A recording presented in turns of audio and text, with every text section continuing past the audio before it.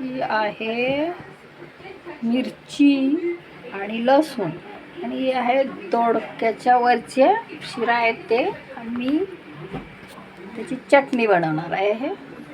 त्याला वाटून चटणी बनवून, मिरची वाटून घ्यायची, लसूण हे पण वाटून घ्यायचं.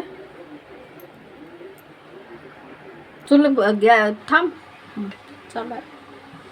ही आहे गोड तेल 1 चम्मच. राई जिरा टाकायचं. कुट केला का राई जिरा.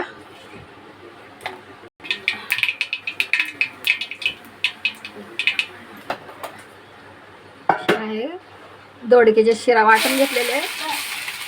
चटणी बनवायची याची. हळदी पावडर आहे.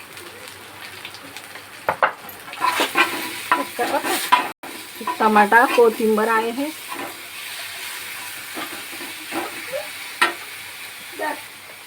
ही धना पावडर आहे. थोडंसं मीठ आहे. झाली चटणी बनली.